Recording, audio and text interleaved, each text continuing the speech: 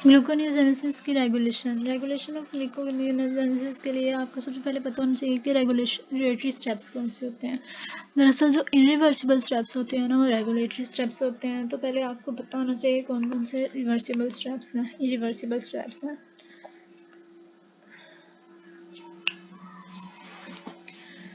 इसके रेगुलेटरी जो एग्जाम्स है ना, सबसे पहले तो ये यहाँ से ग्लूकोनियोजेनेसिस से स्टार्ट हो रही थी ना, या ग्लिसरॉल से, लैक्टेट से, या एलानीन से, या सबसे पहला रेगुलेटरी जो है ना, ये पायरोवेट कार्बोक्सिलेज है। ठीक है, ये मतलब पायरोवेट से ये ऑक्सलेट में कन्वर्ट होता है, तो ये रेगुलेटरी स्टेप है ग्लूकोनियोजेनेसिस का। इसके बाद जब ऑक्सलेट कन्वर्ट होता है फोस्फोइनोल पायरोवेट में, तो ये रेगुलेटरी स्टेप है। इसके बाद हम बात करें तो ये जो लास्ट वाले 2 स्टेप्स है ना, ये होते हैं रेगुलेटरी। पहले वाले तकरीबन पहले वाले 2 स्टेप्स और लास्ट वाले 2 स्टेप। लास्ट वाले 2 नहीं है, एक थर्ड लास्ट और एक बिल्कुल लास्ट है। ये जब फ्रुक्टोज 1,6 बिसफॉस्फेट कन्वर्ट होता है फ्रुक्टोज 6 फॉस्फेट में, तो यहाँ पे एंजाइम एक्ट करता है ना फ्रुक्टोज 1,6 बिसफॉस्फेटेज, ये रेगुलेटरी है। इसके अलावा ये ग्लूकोज 6 फॉस्फेटेज, क्योंकि ये इरिवर्सिबल रिएक्शंस है ना।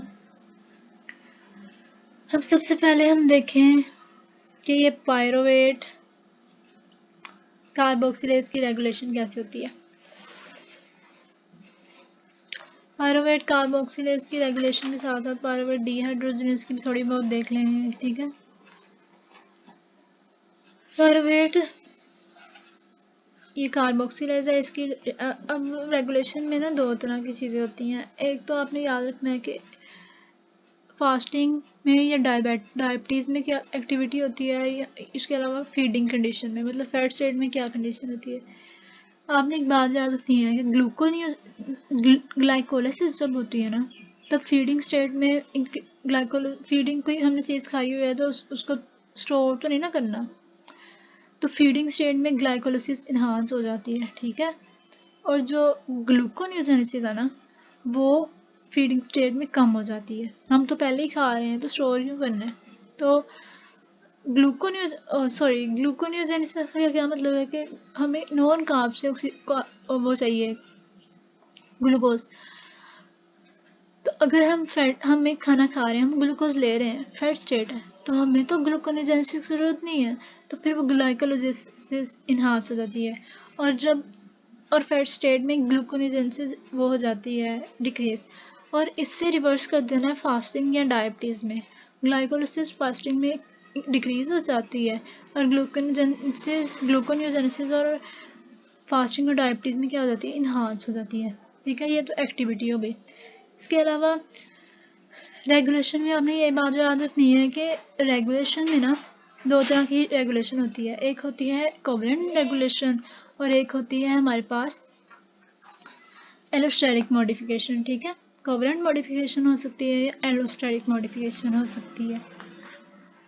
सबसे पहले अगर हम बात कर लें कोवेलेंट मॉडिफिकेशन की, तो कोवेलेंट मॉडिफिकेशन में ना हॉर्मोन्स एक्ट करते हैं। ठीक है, तो हॉर्मोन्स एक्ट करते हैं। ठीक है, कोवेलेंट मॉडिफिकेशन में हॉर्मोन्स एक्ट करते हैं। और हॉर्मोन्स में जब हमने बात करनी है तो सबसे पहले हम देख लेते हैं फोस्फो कार्बोक्सिलेज की बात कर रहे हैं ना। ग्लूकोनियोजेनेसिस के जो तीनों रेगुलेटरी स्टेप्स हैं ना, उसमें कोवेलेंट रेगुलेशन बिल्कुल सेम है, कोवेलेंट मॉडिफिकेशन बिल्कुल सेम है तीनों में। कोवेलेंट मॉडिफिकेशन में या तो इंड्यूसर्स हो सकते हैं या रिप्रेसर्स हो सकते हैं। ठीक है, इंड्यूसर्स जो पॉजिटिव इफेक्ट दें और जो रिप्रेसर्स हैं वो नेगेटिव इफेक्ट दें। अब ग्लूकोनियोजेनेसिस में जो कोवेलेंट मॉडिफिकेशन है ना, उनमें सेम है, मैंने आपको बताया तीनों स्टेप में। जो रिप्रेसर है ना, वो हमेशा इंसुलिन है। ठीक है, इंसुलिन हमेशा रिप्रेसर है। और जो इसके इंड्यूसर्स है ना, वो 3 हॉर्मोन्स हैं, आपने याद रखने हैं, ग्लूकोकॉर्टिकॉइड्स, ग्लूकागोन और एपिनेफ्रिन।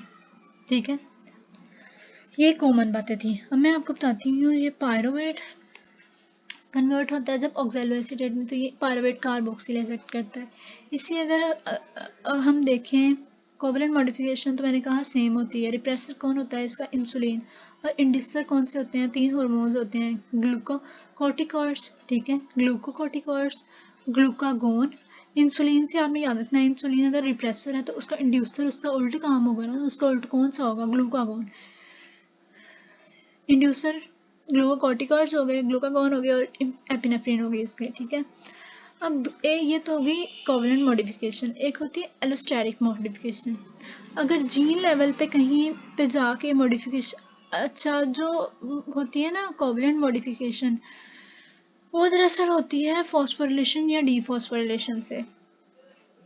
एटीपी बनते हैं और फिर वो आगे से डिपेंडेंट वगैरह, ठीक है। जो कोवलेंट मॉडिफिकेशन होती है वो हॉर्मोन्स आते हैं, वो सारे एटीपी काइनेज सिस्टम सारे को एक्टिवेट करते हैं। कोवलेंट जो होती है वो फॉस्फोरिलेशन और डीफॉस्फोरिलेशन से होती है। और जो एलोस्टेरिक मॉडिफिकेशन होती है ना, वो होती है जीन लेवल पे होती है, अगर जीन लेवल पे कहीं चेंजेस आई हैं, ठीक है। मैंने आपको इसकी वो वाली कोवलेंट मॉडिफिकेशन तो बता दी, इसकी एलोस्टेरिक मॉडिफिकेशन अगर बताऊं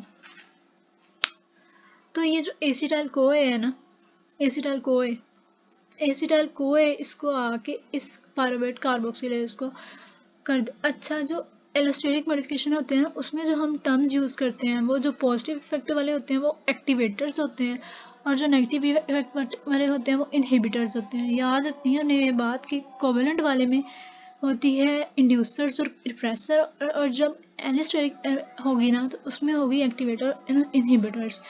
अब इसके हम एलोस्टेरिक की बात कर रहे हैं तो ये एसिटाइल कोए इसका क्या है, इसका क्या है, एक्टिवेटर, ठीक है। इसका एक्टिवेटर है एसिटाइल कोए। इसके अलावा जो एडीपी है ना, ये जो एडीपी है ना, ये भी इसको, ये जो इसका है इनहिबिटर, एसिटाइल कोए इसको कर देगा आके, इसका एक्टिवेटर है और एडीपी इसका इनहिबिटर है।